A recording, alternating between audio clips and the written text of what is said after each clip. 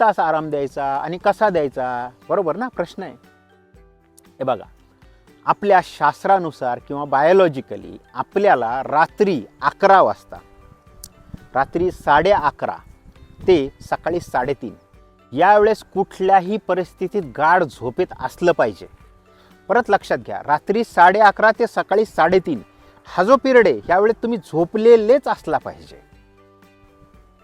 कारण तोच टाईम आहे बॉडीचा हे सगळे टॉक्सिन्स बाहेर काढण्याचा आणि आराम करण्याचा, बायोलॉजिकली आणि शास्त्रानुसार पण. आता तुम्ही अनुभव घेतला असेल बघा, कधी जर तुम्ही या पिरियडमध्ये कधी जागलेले असाल ना, तर दुसऱ्या दिवशी दिवसभर जरी झोपला ना तरी झोप होत नाही. का? तो इफिशियंट वेळ आहे आपल्या बॉडीचा, तो इफिशियंट वेळ आहे. त्यावेळेस मॅक्सिमम पटपट टॉक्सिन्स बाहेर काढते बॉडी. ती ठरलेली वेळ आहे त्याची. जर ठरलेल्या वेळेला जर ठरलेलं काम झालं तर ते योग्य होतं आणि फास्ट होतं, बरोबर ना.